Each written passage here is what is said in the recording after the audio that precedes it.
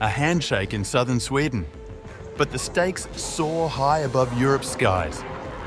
Ukraine and Sweden take the first step towards a deal for up to 150 Gripen fighter jets, fresh from Saab's production lines. Fast, agile, and built for war, these jets could reshape Kyiv's air force and send a bold signal to Moscow. The battle for the skies begins.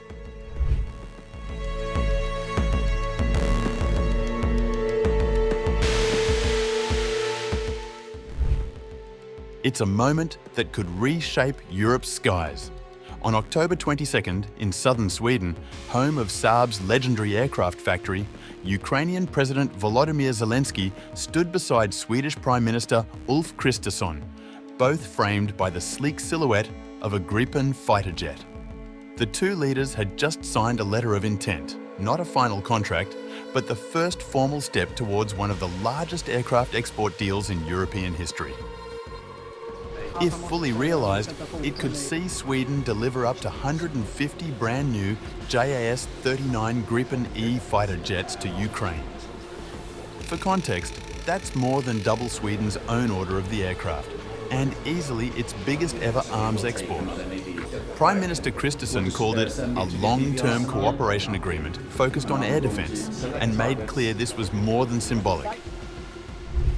President Zelensky and I have just signed a letter of intent between Sweden and Ukraine.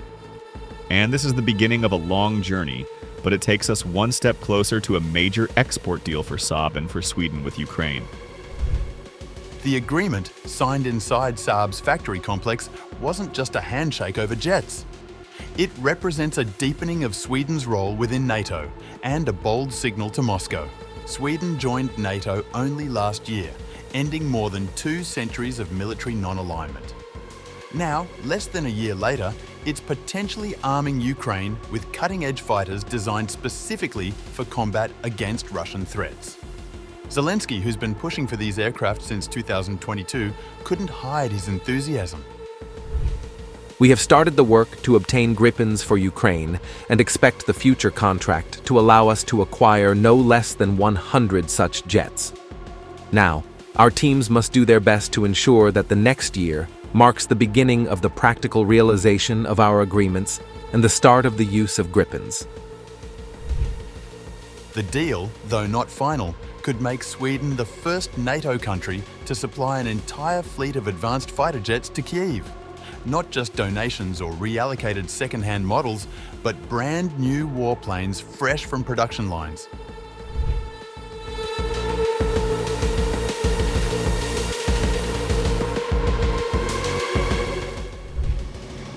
So what makes the Swedish Gripen so special, and why does Ukraine want it so badly?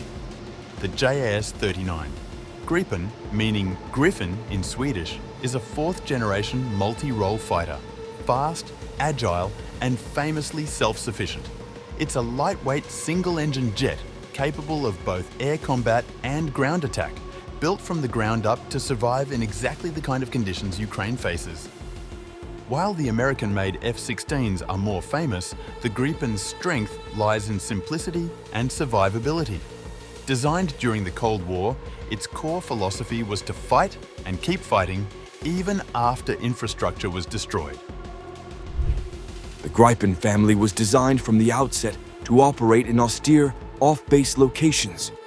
It's in the DNA of the jet. Unlike the F-16, which needs long, clean runways and complex maintenance, the Gripen can take off from stretches of highway and be refueled, rearmed and airborne again in under 20 minutes, sometimes by just a handful of technicians. For Ukraine, constantly forced to disperse its air force to avoid Russian missile strikes, this is a huge advantage.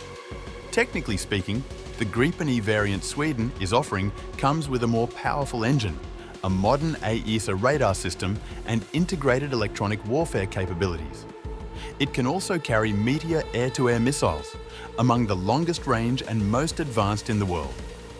The Gripen would represent Ukraine's first brand new fighter since independence in 1991. Its current fleet is made up mostly of aging Soviet-era aircraft, some dating back to the 1980s.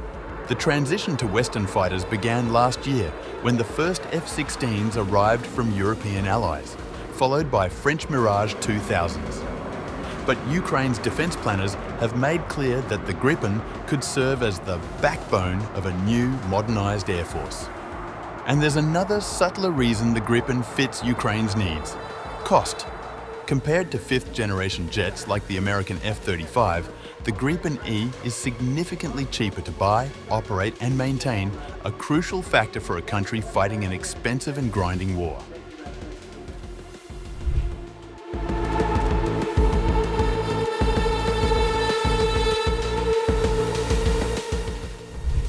Still, this deal isn't done.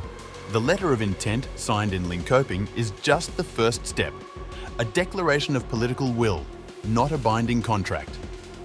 Many obstacles remain: financing, production schedules, and political approval, both in Stockholm and across the NATO alliance.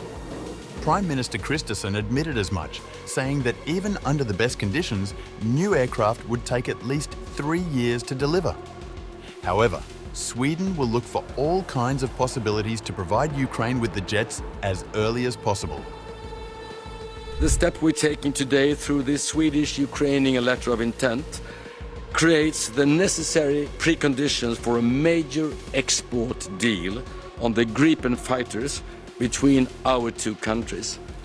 If we succeed, it will contribute to increased security in our part of the world and will strengthen both Ukraine and Sweden.